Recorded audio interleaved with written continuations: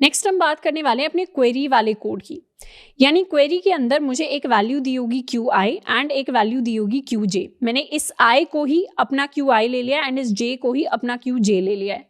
मुझे ये जो सब एरे की रेंज दी जाएगी, इस रेंज के अंदर से मैक्सिमम ढूंढ कर निकालना है और इस मैक्सिमम वैल्यू को प्रिंट करवाना है। अब ये जो क्वेरी है ये बहुत ही सिमिलर इसका कोड होने वाला है जो हमने पहले वाला कोड लिखा था। यानी शुरुआत में जो मैंने सब एरे सम कैलकुलेट करने के लिए क्वेरी वाला कोड लिखा था, गेट सम नाम से मेरा जो फंक्शन था, उसी के सिमिलर इसका कोड भी होने वाला है। एक बार क्या करेंगे, एक बार इसके केसेस को देखते हैं और फिर देखते हैं पुराने कोड में हम क्या चेंजेस करके नए वाले कोड को ला सकते हैं। अगर मेरे पास एक क्यू आई से लेकर क्यू जे तक की रेंज है, मान लेते हैं ये यहां से लेकर यहां तक की रेंज है, तो इसमें फर्स्ट केस तो वैसा ही आएगा, केस 1 आएगा नो ओवरलैप का। नो ओवरलैप यानी अगर मेरे सेगमेंट ट्री के अंदर एस आई से लेकर एस जे की रेंज का मैक्सिमम मुझे दिया हुआ है, जैसे यहां पर एस आई को मैं ले लूं 0 के बराबर, एस जे को ले लूं 2 के बराबर, और क्वेरी में मुझे फाइंड आउट करना है कि मेरा क्यू आई और जो क्यू जे है, इसमें क्यू आई की वैल्यू 3 है और क्यू जे की वैल्यू 4 है। अगर मुझे 3 से लेकर 4 तक का मैक्सिमम निकालना है, ये हो जाएगा 0 1 2 3 4 5 6 7 8, तो ये मेरा 3 हो जाएगा, ये मेरा 4 हो जाएगा। इन दोनों का मैक्सिमम क्या है, इन दोनों का मैक्सिमम 17 मेरा आंसर आना चाहिए। पर मेरे पास एस आई एस जे में 0 से 2 तक का, मतलब इन तीनों का मैक्सिमम 8 दिया हुआ है, तो क्या इन दोनों का मैक्सिमम निकालने में ये हेल्प कर पाएगा? बिल्कुल भी हेल्प नहीं कर पाएगा। तो ये मेरा नो ओवरलैप वाला केस है जिसमें ये वाली रेंज इस रेंज के साथ ओवरलैप कर ही नहीं रही। जैसे अगर मैं यहाँ पर पहुंच गई 0 से लेकर 2, मैं इस नोड पर हूँ, यहाँ पर 0 से लेकर 2 तक की रेंज है मेरे पास, पर मुझे निकालना है 3 से लेकर 4 तक का, तो क्या कोई भी आंसर हेल्पफुल होगा? हेल्पफुल नहीं होगा। तो इस केस में मैक्सिमम क्या रिटर्न करूंगी मैं? इस केस में मैं मैक्सिमम को रिटर्न करूंगी as minus infinity. Minus infinity इसलिए क्योंकि माइनस इन्फिनिटी के साथ कोई और वैल्यू अगर कंपेयर हो गई, माइनस इन्फिनिटी के साथ मान लेते माइनस 120 भी कंपेयर हो गया, तो माइनस 120 बड़ा निकल कर आएगा। तो माइनस इन्फिनिटी के साथ जो भी कंपेयर होगा वो मैक्सिमम निकल कर आएगा। तो माइनस इन्फिनिटी कहने का मतलब है इनवैलिड या नॉट फाउंड। तो मेरा जो नो ओवरलैप वाला केस होगा उसमें मैं माइनस इन्फिनिटी को रिटर्न करूंगी। दूसरा केस ले लेते हैं। दूसरा केस मेरा होगा कंप्लीट ओवरलैप वाला केस। कंप्लीट ओवरलैप वाला केस, जैसे अगर मेरे पास एस आई और एस जे दिए हुए हैं, मैं किसी नोड पर खड़ी हूं जहां पर एस आई और एस जे है। एस आई की वैल्यू है मेरे पास 3 के इक्वल, एस जे की वैल्यू है 4 के इक्वल, और मुझे मैक्सिमम निकालना है क्यू आई से लेकर क्यू जे तक का, जहां पर क्यू आई की वैल्यू है 2 के इक्वल, क्यू जे की वैल्यू है 5 के इक्वल। तो 2 से 5 तक का मैक्सिमम निकालना है, मतलब मुझे 2 3 4 5 इन चारों का मुझे मैक्सिमम निकालना है। और मुझे किसका मैक्सिमम दिया हुआ है? 3 से लेकर 4 तक का।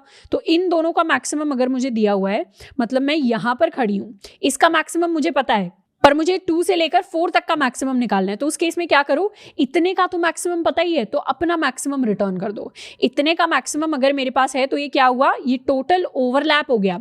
इसका आंसर कोई और फाइंड कर लेगा, इसका आंसर कोई और फाइंड कर लेगा, पर बीच वाले का तो आंसर मैं ही फाइंड करके दूं। तो बीच वाले का आंसर क्या हो जाएगा? बीच वाले का आंसर हो जाएगा एस आई से लेकर एस जे की रेंज में जो भी वैल्यू स्टोर्ड है, मतलब मेरे नोड वाली वैल्यू। तो यहां मैं रिटर्न कर दूंगी कंप्लीट ओवरलैप वाले क्वेश्चन में, मैं रिटर्न कर दूंगी ट्री ऑफ आई को। मतलब सेगमेंट ट्री में ith इंडेक्स पर जो भी वैल्यू स्टोर्ड होगी, एस आई से एस जे की रेंज वाला आंसर ith इंडेक्स पर होगा, इसका आंसर किसी i इंडेक्स पर होगा, तो i इंडेक्स पर जो भी आंसर है मतलब 17, उसको मैं यहां से रिटर्न कर दूंगी। और तीसरा केस क्या हो जाएगा? My case 3 will be partial overlap. Partial overlap, partial overlap वाले केस में हम क्या करेंगे, जैसे ये हो गया मेरा सेगमेंट ट्री एस आई से लेकर एस जे। एस आई की वैल्यू को मैं कह देती हूँ कि ये वैल्यू 5 के इक्वल है और एस जे की वैल्यू 8 के इक्वल है, और मेरी क्वेरी है 2 से लेकर 6 तक की। तो क्यू आई है 2, क्यू जे है 6 के इक्वल। तो ये क्या करेगा, ये इतना ओवरलैप करेगा और इतना ओवरलैप नहीं करेगा। तो इतने वाले पार्ट को मुझे इंक्लूड करना है, इतने वाले पार्ट को मुझे एक्सक्लूड करना है। जब भी पार्शियल ओवरलैप वाला केस आता है तो हम वही करेंगे जो हमने लास्ट टाइम किया था, यानी अपना मिड निकाल लो। सबसे पहले मिड निकाल लो। मिड क्या हो जाएगा? मिड हो जाएगा S I plus S J divided by 2 के इक्वल। उसके बाद लेफ्ट से आंसर निकाल लो, लेफ्ट हाफ से आंसर आ जाएगा, राइट हाफ से आंसर निकाल लो, राइट हाफ से आंसर आ जाएगा। और फिर उन दोनों का जो भी मैक्सिमम होगा मेरा आंसर वही होगा, यानी मैं रिटर्न कर दूंगी maximum of left answer and my right answer. Left answer कैसे निकलेगा? लेफ्ट आंसर के लिए मैं अगले लेवल को इंडेक्स पास करूंगी 2 × i + 1। मेरा एस आई वही रहेगा, एस आई से लेकर मैं मिड तक जाऊंगी, क्यू आई एंड क्यू जे भी वही रहेंगे। राइट आंसर कैसे निकलेगा, 2i+2। इस बार मैं मिड +1 से लेकर एस जे तक जाऊंगी और Q I and Q J मेरे पास सेम रहेंगे। तो ये हो जाएगा मेरा केस 3। केस 3 यानी पार्शियल ओवरलैप वाला केस। पार्शियल ओवरलैप जब भी होता है तो मैं कोशिश करती हूँ आंसर को इतना छोटा कर दूं मिड में डिवाइड करके कि या तो मेरे पास केस 1 आ जाए नो ओवरलैप वाला, या मेरे पास सेकंड केस आ जाए कंप्लीट ओवरलैप वाला। अब ऐसे ही मैंने लास्ट टाइम केसेस निकाले थे क्वेरीज के लिए और उसके बाद सूडो कोड लिखकर कोड लिखा था, वही सेम चीज यहाँ करेंगे। ये मैंने अपने सारे केसेस निकाल लिए हैं, अब इनके लिए सूडो कोड एक बार लिखकर देख लेते हैं। मैं एक फंक्शन बना लूंगी, इसको नाम देते हैं गेट मैक्सिमम। गेट मैक्सिमम के अंदर मेरे पास एक तो मेरा इंडेक्स आई आएगा, मेरे पास एस आई आएगा, मेरे पास एस जे आएगा, मेरे पास क्यू आई आएगा, मेरे पास क्यू जे आएगा। सबसे पहले आ जाता है केस 1। केस 1 कहता है नो ओवरलैप वाला केस, तो इसमें पुरानी वाली कंडीशंस ही होंगी। मुझे पता है कि एस आई की वैल्यू ग्रेटर देन हो जाती है क्यू जे से, या फिर मेरे एस जे की वैल्यू लेस देन हो जाती है क्यू आई से। इस केस में मैं रिटर्न कर दूंगी 0 को, या 0 नहीं, इस बार हम रिटर्न करेंगे -∞ को। सेकेंड केस मेरा ये आएगा एल्स इफ। एल्स इफ वाला केस कहता है कंप्लीट ओवरलैप। कंप्लीट ओवरलैप यानी मेरा पूरा का पूरा सेगमेंट ट्री का जो भी रेंज है वो क्वेरी के अंदर लाई करता है। इसको कहने का मतलब है कि जो मेरा एस आई है that is greater than equal to Q I and my S J is less than equal to my Q J. इसका मतलब कंप्लीट ओवरलैप। इस केस में मैं रिटर्न कर दूंगी अपने ट्री ऑफ आई को, मतलब सेगमेंट ट्री के अंदर इस ith वाले इंडेक्स पर जो भी वैल्यू है उसको हम रिटर्न कर देंगे। और फिर आ जाएगा मेरा एल्स वाला केस। एल्स वाले केस में हम ये वाला काम करेंगे, मिड को निकाल लेंगे, उसके बाद लेफ्ट आंसर निकाल लेंगे, राइट आंसर निकाल लेंगे, फिर लेफ्ट और राइट का जो भी मैक्सिमम होगा उसको हम रिटर्न कर देंगे। तो ये पूरा का पूरा कोड हो जाएगा किसके लिए, मेरे गेट मैक्स वाली क्वेरी के लिए। और इस कोड की टाइम कॉम्प्लेक्सिटी log n के बराबर ही होगी। तो इसके लिए अब हम कोड लिखेंगे। ये मैंने बिल्ड ट्री का फंक्शन ऑलरेडी बना रखा था, अब मैं एक और फंक्शन बनाने वाली हूँ पब्लिक स्टैटिक। इसको नाम देते हैं इंट गेट मैक्स। एक तो मेरा इंटीजर गेट मैक्स होगा, प्लस मैं एक यूटिलिटी फंक्शन बना लेती हूँ पहले की तरह इंट गेट मैक्स यूटिल।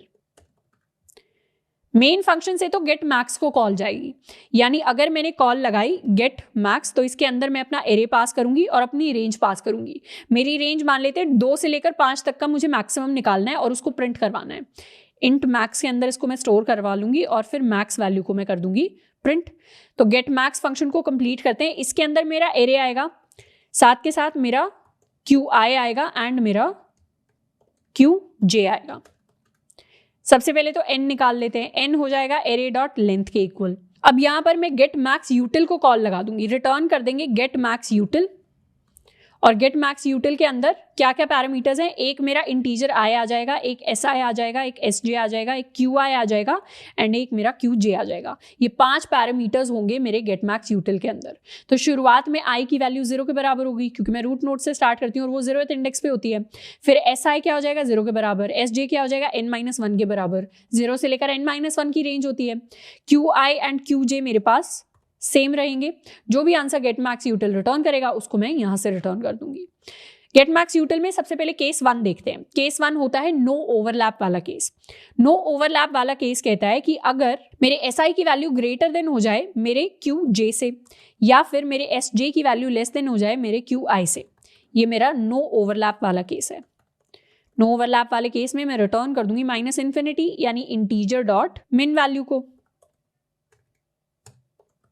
दूसरा केस देख लेते हैं। दूसरा केस यानी कंप्लीट ओवरलैप वाला केस, जिसमें मुझे पता है कि मेरे एस आई की value greater than equal to मेरे क्यू आई होगी एंड मेरे एस जे की value less than equal to my Q J होगी। इस केस में मैं रिटर्न करूंगी ट्री ऑफ आई को। और एक होगा मेरा एल्स वाला केस यानी partial overlap. This is partial overlap. ये हो जाएगा कंप्लीट ओवरलैप। पार्शियल ओवरलैप में पहले तो मिड निकाल लेंगे। मिड हो जाएगा S I plus S J divided by 2 के इक्वल। उसके बाद लेफ्ट का आंसर निकाल लेंगे। Left answer is equal to get max util. Left के लिए आई की वैल्यू हो जाएगी 2 × i+1। एस आई सेम रहेगा, एस जे की जगह मैं लिख दूंगी mid, Q I and Q J same रहेंगे। सेम तरीके से मैं राइट आंसर निकाल लूंगी। राइट आंसर हो जाएगा गेट मैक्स यूटिल, जिसके अंदर आई की वैल्यू हो जाएगी 2 × i+2 के इक्वल। मिड +1 से लेकर हम एस जे तक जाएंगे, Q I and Q J same रहेंगे। और मैं रिटर्न कर दूंगी अपना answer which is equal to math.max of left answer and my right answer. तो ये कंप्लीट हो गया है मेरा गेट मैक्स यूटिल, जो मुझे रिटर्न करेगा मेरी रेंज के अंदर मैक्सिमम वैल्यू को। अब क्या करेंगे, मेन फंक्शन से कॉल लगाया हमने 2 से 5 तक की रेंज का मैक्सिमम निकालने के लिए। इसको अब रन करके देखते हैं। ये मेरे पास सेगमेंट ट्री प्रिंट हुआ है। इनफैक्ट इस पार्ट को मैं कॉमेंट आउट करने वाली हूँ। इसको कर देते हैं क्लियर एंड कॉल। मैक्सिमम आया 17 के इक्वल। एक बार देखते हैं कैसे। 2 से लेकर 5 तक, 2 से लेकर 5 तक कितने एलिमेंट्स है? -1 आता है, 2 आता है, 17 आता है, 1 आता है। इन चारों का मैक्सिमम क्या है? इन चारों का मैक्सिमम 17 है। That is why my answer is equal to 17। अब हम कोड लिखने वाले हैं अपडेट के लिए। क्वेरी के लिए कोड मैंने लिख लिया है। क्वेरी में मुझे मैक्सिमम फाइंड आउट करना था। अब मैं अपडेट का कोड लिखने वाली हूँ। अपडेट का कोड बिल्कुल सिमिलर होगा जैसे मैंने अपने पुराने क्वेश्चन के लिए किया था। यानी एक तो मेरा अपडेट फंक्शन होगा। अपडेट फंक्शन के अंदर मेरे पास एरे आएगा, मेरे पास इंडेक्स आएगा और मेरे पास मेरी न्यू वैल्यू आ जाएगी। अब एरे इंडेक्स न्यू वैल्यू आएगी तो मैं क्या करूंगी, एरे ऑफ इंडेक्स पर मैं डाल दूंगी अपनी न्यू वैल्यू और एक दूसरा मैं कोड लिखूंगी, एक दूसरा फंक्शन बनाऊंगी अपने सेगमेंट ट्री को अपडेट करने के लिए। अब मान लेते हैं आज की डेट में मैंने क्या किया, इस -1 को हटाकर मैंने 2 के इक्वल कर दिया। अगर ये -1 हट के 2 के इक्वल हो गया तो इसका चेंज कहाँ कहाँ रिफ्लेक्ट करेगा? इसका चेंज 0 से लेकर 0 में रिफ्लेक्ट करेगा क्या? इतने का तो मैक्सिमम 6 ही रहेगा। 1 से लेकर 1 में करेगा क्या? इतने का तो मैक्सिमम 8 ही रहेगा। 2 से लेकर 2 में करेगा क्या? इतने का मैक्सिमम, पहले -1 था अब ये 2 हो गई वैल्यू, तो अब ये वैल्यू चेंज हो जाएगी। यहाँ -1 को हटाकर हम 2 कर देंगे। उसके बाद इन तीनों का जो मैक्सिमम होगा उसमें रिफ्लेक्ट करेगा। मतलब यहाँ से लेकर यहाँ तक इन तीनों का मैक्सिमम इस वैल्यू में, 0 से लेकर 2 तक का मैक्सिमम। तो 6, 8 एंड 2 का मैक्सिमम क्या है? अब ये वैल्यू दोबारा से 8 के इक्वल है तो यहाँ मैं 8 ही रखूंगी। ये अपडेट इसलिए नहीं हुआ क्योंकि जब नई वैल्यू को भी कंपेयर करते हैं तो वो भी 8 से छोटी है। पर अगर यहाँ मैं 2 की जगह मैं 20 कर देती तो उस केस में क्या होता, 6, 8 और 20 में से बड़ा कौन सा होता? 20 बड़ा होता। तो यहाँ पर 8 हटाकर 20 वैल्यू अपडेट हो जाती। तो यहाँ पर 2 की जगह मेरे पास 20 आ जाता, ये 8 की जगह 20 हो जाता। उसके बाद अगर मैं इस रेंज को देखूँ, ये 0 से लेकर 4 तक है। 0 से लेकर 4 तक मतलब 0, 1, 2, 3, 4। इतने का मैक्सिमम क्या है? पहले 17 मैक्सिमम होता था, अब इतने का मैक्सिमम 20 हो गया है। तो इस 17 को हटाकर हम 20 कर देंगे। और उसके बाद 0 से लेकर 8 तक का मैक्सिमम देखूँ तो ये 17 की जगह अब 20 आ जाएगा। तो चेंज वहाँ रिफ्लेक्ट करेगा जहाँ जहाँ मेरे इंडेक्स का असर इंक्लूड होता है। तो इसके लिए कोड कैसे लिखेंगे? कोड के अंदर 2 केसेस आएंगे। एक आता है नो ओवरलैप वाला केस, जिसमें मेरा ये जो इंडेक्स जिसको मैंने अपडेट किया है वो ओवरलैप ही नहीं करता। जैसे अगर मैं 5 से लेकर 8 का एग्जांपल लूं तो 5 से लेकर दिस इज 5, 6, 7, 8 इन चारों के बीच में क्या ये इंडेक्स आता है? बिल्कुल भी नहीं आता। तो इनका आंसर वैसे का वैसे रहेगा। तो ये वाला जो सब ट्री है, ये वाला सब ट्री मेरा अपडेट ही नहीं होगा, इसका आंसर वैसे का वैसा रहेगा। तो नो ओवरलैप वाले केस में मैं कोई चेंजेस नहीं करती हूँ। एक होता है मेरा ओवरलैप वाला केस। ओवरलैप वाले केस में मुझे चेंजेस करने पड़ेंगे। पहले तो नो ओवरलैप वाला केस के देखते हैं। नो ओवरलैप वाले केस में अगर मेरे पास जो इंडेक्स है या तो वो मेरे SI से छोटा होगा या फिर मेरा जो इंडेक्स है मेरे SJ से बड़ा होगा।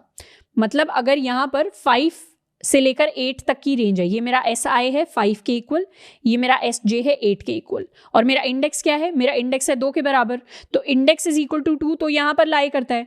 मतलब या तो वो SI से छोटा हो उसके पहले ही लाई करता हो या SJ से बड़ा हो उसके बाद में लाई करता हो। ये नॉन ओवरलैप की कंडीशन होगी जिसमें मुझे कुछ नहीं करना। इस केस में मुझे सिर्फ रिटर्न कर जाना है। ये मेरा बेस केस होगा जिसमें मुझे सिर्फ रिटर्न कर जाना है। अब ओवरलैप वाला केस देख लेते हैं। ओवरलैप वाले केस में मैं क्या करूंगी, मैं ये देखूंगी क्या एग्जिस्टिंग वैल्यू बड़ी है या नई वाली वैल्यू बड़ी है। जैसे यहां पर पहले 8 था, इन तीनों का मैक्सिमम 6, 8 और -1 का मैक्सिमम मेरे पास पहले 8 था, पर अब 20 भी आ गया। तो मैं देख लूंगी क्या 8 बड़ा है या 20 बड़ा है। जो भी बड़ा होगा वो मेरे आंसर में रहेगा। अगर ये 20 है तो 8 को काटकर मैं 20 लिख दूंगी, पर इसी की जगह अगर सिर्फ 2 होता तो 8 का 8 ही रहता। मतलब मैं ये देखूंगी कि एग्जिस्टिंग वैल्यू, पुरानी वाली वैल्यू बड़ी है या नई वाली वैल्यू बड़ी है। जो भी वैल्यू बड़ी होगी वो आ जाएगी अब मेरे इंडेक्स पर। तो मेरा ट्री ऑफ आई क्या हो जाएगा, जिस भी इंडेक्स की मैं बात कर रही हूं वो हो जाएगा मैक्सिमम ऑफ ट्री ऑफ आई। अगर सेगमेंट ट्री के अंदर ith इंडेक्स पर वैल्यू बड़ी है तो वही आ जाएगी, नहीं तो न्यू वैल्यू से कंपेयर कर लूंगी। न्यू वैल्यू अगर बड़ी है तो वो वैल्यू आ जाएगी। जैसे ही ये मैं ले आई, अब मान लेते हैं यहाँ मैंने अपडेट कर दिया, तो अब लेफ्ट सब ट्री में भी देख लो अपडेट होना है क्या, राइट सब ट्री में भी देख लो अपडेट होना है क्या।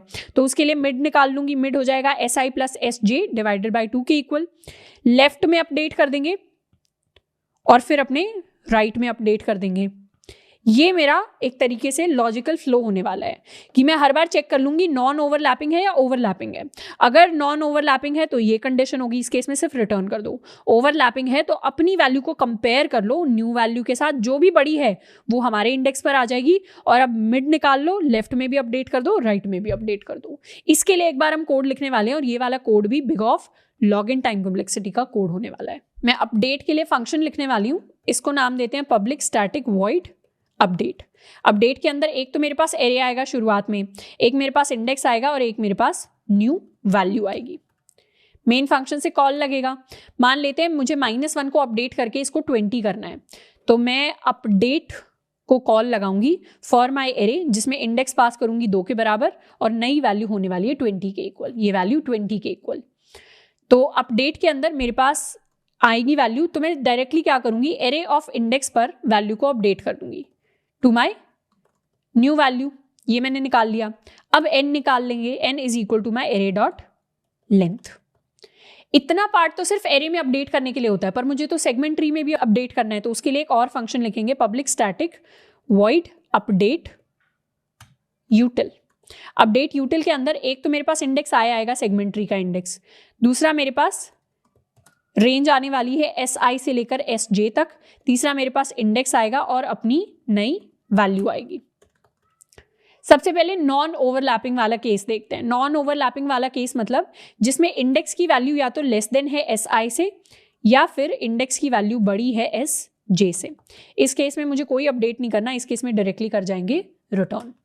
दूसरा वाला केस क्या होगा, ओवरलैपिंग वाला। तो ओवरलैपिंग वाले केस में ट्री I की वैल्यू हो जाती है math dot max of tree I and my new value. इन दोनों में से ट्री I बड़ा होगा या न्यू वैल्यू बड़ी होगी, जो भी बड़ा होगा वो मेरे ट्री I में जाकर स्टोर हो जाएगा। उसके बाद मैं अपने सब ट्रीज को अपडेट करूंगी। तो पहले तो मिड निकाल लेते हैं, mid will be SI plus SJ divided by 2। अब लेफ्ट सब ट्री को अपडेट कर लेते हैं। अपडेट यूटिल को कॉल लगाएंगे, ये मेरी लेफ्ट की कॉल होगी। लेफ्ट की कॉल में I की वैल्यू क्या होगी, शुरुआत में I पास करना है, तो I की वैल्यू हो जाएगी 2 into I plus 1, 2 into I plus 1। SI same रहेगा, SJ की जगह मिड पास करते हैं, इंडेक्स और न्यू वैल्यू सेम रहेंगे। अब दोबारा से अपडेट यूटिल को कॉल करेंगे for my right sub tree. यहाँ पर I की वैल्यू होगी 2 इंटू I प्लस 2 के इक्वल, SI की जगह आ जाएगा मिड प्लस 1, SJ इंडेक्स और न्यू वैल्यू सेम रहेंगे। और यहाँ से अब मैं कर जाऊंगी रिटर्न। तो ये मेरा अपडेट यूटिल फंक्शन हो गया, जिसमें पहले नॉन ओवरलैपिंग वाली कंडीशन है, फिर ओवरलैपिंग वाली कंडीशन है। और यहाँ से मैं कॉल कर दूंगी अपने अपडेट यूटिल को। शुरुआत में I की वैल्यू 0 हो जाएगी, SI की वैल्यू भी 0 हो जाएगी, SJ की वैल्यू n-1 के इक्वल हो जाएगी, इंडेक्स और न्यू वैल्यू मेरे पास सेम रहेंगे। इसको करते हैं सेव। ये अपडेट एंड अपडेट यूटिल हो गया। मेन फंक्शन के अंदर मैंने अपडेट कर दिया है। उसके बाद दोबारा से मैं अपना मैक्सिमम देखना चाहती हूँ, 2 से 5 तक का क्या मैक्सिमम होगा। इसको इंट को हटा देते हैं। यहाँ पर अगर -1 की जगह 20 आ गया तो 2 से लेकर 5 तक का मैक्सिमम नेक्स्ट टाइम जो प्रिंट होगा वो 20 ही होगा। फर्स्ट टाइम 17 प्रिंट होगा, फिर अपडेट हो गई वैल्यू तो 20 प्रिंट होगा। इसको करते हैं सेव एंड रन। मैं लूप में फंस गई हूँ, लाइन नंबर 53 पर आया है, 53 पर बार बार स्टैक ओवरफ्लो की कंडीशन आई है, मतलब यहाँ पर। अच्छा, ये वाला जो मेरा अपडेशन वाला पार्ट है, लीफ के बाद तो लेफ्ट सब ट्री या राइट सब ट्री के लिए कॉल नहीं लगेगी। तो यहाँ पहले ही चेक कर लो क्या SI not equal to SJ है। मतलब ये वाला जो काम है ये सिर्फ नॉन लीव्स के लिए मुझे करना है। जैसे लास्ट टाइम भी अपडेट वाला काम हम सिर्फ किसके लिए करते थे, नॉन लीव्स के लिए।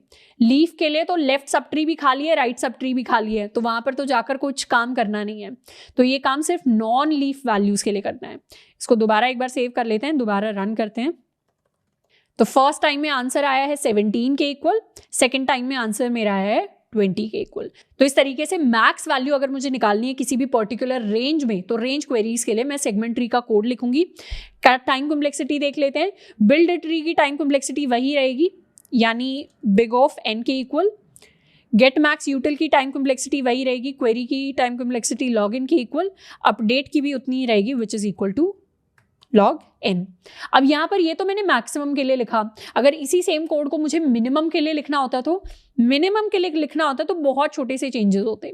यानी जब भी मैं ट्री को बिल्ड कर रही हूँ तो ट्री को बिल्ड करते टाइम मैं बस इस मैक्स की जगह मिन का यूज करती, बस ये छोटा सा चेंज आता कि मैक्स की जगह मिनिमम को यूज कर लो। बिल्ड ट्री में इतना सा चेंज आएगा। उसके बाद जब ये मेरा गेट मैक्स का फंक्शन है, इसको अगर मुझे गेट मिन का बनाना है तो हर जगह मैक्स की जगह मिन कर दो। ये भी मिन हो गया, यहां पर भी मेरे पास मिन हो गया, यहां पर भी मेरे पास मिन हो गया। ये वाला पार्ट सेम रहेगा। इस पार्ट में मैं माइनस इन्फिनिटी रिटर्न करती थी, अब मैं प्लस इन्फिनिटी रिटर्न करने लग जाऊंगी, तो इसको मैं बस मिन की जगह मैक्स कर दो। ये वाला पार्ट भी सेम है, ये वाला पार्ट भी सेम है, यहां भी मैक्स की जगह मिन कर दो। मतलब जहां मिन है वहां मैक्स हो जाएगा, जहां मैक्स है वहां मिन हो जाएगा। सारी चीजें बस ऑपोजिट हो जाएंगी, कोड वैसे का वैसा रहेगा। यहां पर भी अपडेट में भी क्या करना है, इतने वाला पार्ट सेम रहेगा, इस वाले पार्ट में क्या करना है, सिर्फ इस मैक्स की जगह मिन कर देंगे। इसको भी कर लेते हैं सेव। तो इस बार जब मैं गेट मिन और गेट मिन 2 बार कॉल लगाऊंगी तो इन 2 से लेकर 5 तक का मिनिमम क्या है, -1 के इक्वल। तो यहां इस बार प्रिंट होगा -1 और अपडेट कर दूंगी 2 को, इस -1 को 20 बना दूंगी, तो फिर क्या मिनिमम आएगा 20, 2, 17 और 1, इनका मिनिमम अब मेरे पास 1 के इक्वल आएगा। तो पहले -1 प्रिंट होगा, फिर मेरे पास 1 प्रिंट होगा। इसके लिए भी एक बार कॉल लगा लेते हैं। तो पहले मेरे पास -1 प्रिंट हुआ, सेकेंड टाइम ये दिखा रहा है कि मेरे पास -1 ही प्रिंट हुआ है, मतलब कुछ एक्स्ट्रा चीज थी जिसको हमें चेंज करना था। दोबारा एक बार नजर मार लेते हैं। मेरे बिल्ड ट्री के अंदर ये मेरी वैल्यूज थी, ये भी बिल्कुल ठीक है, इसमें भी मुझे मिनिमम ही निकालना है दोनों का। गेट मिनिमम के अंदर ये भी मिनिमम निकालेगा दोनों का, इसमें integer dot max value return होगा, ये भी ठीक है, ये वैल्यू भी ठीक है, यहाँ भी मुझे मिनिमम रिटर्न करना है दोनों का। अपडेट के अंदर भी ये भी ठीक है, ये भी ठीक है, अपडेट यूटिल में ये भी ठीक है, ये वाला केस भी ठीक है। अब यहाँ पर भी अपडेट करना है मुझे। यहाँ पर हम एक छोटा सा चेंज करने वाले हैं। मेरा जो ये अपडेट यूटिल वाला फंक्शन था जिसमें मैं नॉन लीफ के लिए सारे काम करती थी, ये सारे काम नॉन लीफ के लिए होंगे। प्लस एक और चीज मुझे ध्यान देनी है कि जो मैंने कंपैरिजन किया है, अगर मेरी लीफ वैल्यू है और मैं इसी इंडेक्स पर खड़ी हूँ, मतलब मैं इसी इंडेक्स वाली लीफ वैल्यू पर खड़ी हूँ, तो क्या मैं कह सकती हूँ इस -1 की जगह तो 20 आएगा ही आएगा, उसमें मिनिमम कंपैरिजन तो होगा ही नहीं। मतलब जब मैं -1 2 से लेकर 2 तक की रेंज को देख रही हूँ, जब मेरे SI की वैल्यू भी 2 है और मेरे SJ की वैल्यू भी 2 है, तो जब इस रेंज में मैं खड़ी हूं तब तो मुझे मिनिमम से मिनिमम का कंपैरिजन नहीं करना, तब तो मुझे डायरेक्टली यहां पर 20 को लिखना है। तो उस केस में क्या होगा, ये वाली चीज भी नॉन लीफ के लिए चली जाएगी। और अगर मेरे SI की वैल्यू SJ के इक्वल हो जाती है, उस केस में मैं डायरेक्टली अपने लीफ के लिए, मतलब मैं सिर्फ -1 वाले ही लीफ पर खड़ी हूं उस केस में, तो उस केस में क्या करना है, ट्री आई की वैल्यू को अपडेट करके मैं करने वाली हूं माई न्यू वैल्यू। उस केस में तो न्यू वैल्यू ही मेरी मिनिमम वैल्यू के बराबर होगी। इसको कर लेते हैं सेव एंड दोबारा से एक बार करते हैं रन। तो पहले मिनिमम मेरे पास -1 था, अब मिनिमम मेरे पास 1 है। ये मैंने छोटा सा चेंज यहाँ पर किया है, एक्स्ट्रा कंडीशन ये ऐड कर दी है और नॉन लीफ में मैंने ये वाली वैल्यू घुसा दी है। ये सेम चेंज मुझे मैक्सिमम वाले कोड में भी करना है। ये तो मैंने मिनिमम वाले कोड वाले चेंजेस आपको दिखा दिए, मैक्सिमम के लिए भी ऐसा ही कोड आएगा। मैक्सिमम के लिए बस इस मिनिमम की जगह मैं यहाँ पर मैक्सिमम को लिख दूंगी। तो इस तरीके से हम कंप्लीट करते हैं या सॉल्व करते हैं अपने सेगमेंट ट्रीज के सवालों को। तो सेगमेंट ट्रीज बहुत इंपॉर्टेंट टॉपिक है और बहुत ही इंटरेस्टिंग टॉपिक है, जिसको यूज करके हम अपनी क्वेरीज, रेंज क्वेरीज वाले सवाल को सॉल्व करते हैं। और यहाँ पर तो मैंने आपको सिर्फ एक क्वेरी और उसके बाद दूसरी क्वेरी, 2 क्वेरी का एग्जाम्पल दिया है। आप क्या कर सकते हैं, एक लूप चला सकते हैं, वाइल लूप चला लो और उसमें बहुत सारी QI एंड QJ की वैल्यूज को इनपुट करा लो और बहुत सारी क्वेरीज के लिए आप इस पूरे के पूरे कोड को रन कर सकते हैं। तभी एक्चुअली ये रेंज क्वेरीज वाली कंडीशन हम सेटिस्फाई करते हैं कि बहुत सारी क्वेरीज आएंगी, तब जाकर हमारी टाइम कॉम्प्लेक्सिटी का हमें एक्चुअल फायदा मिल रहा होगा। तो आई होप कि काफी सारे सवाल हमने करे हैं, आपको काफी चीजें समझ में आई होंगी। प्लस अगर किसी चीज में थोड़ा सा भी डाउट होता है तो उसको जाकर हल्का सा रिवाइंड करके देख लेना है एंड प्रैक्टिस क्वेश्चंस को जरूर करना है। आज के लिए इतना ही, मिलते हैं नेक्स्ट वीडियो में। Till then keep learning and keep exploring.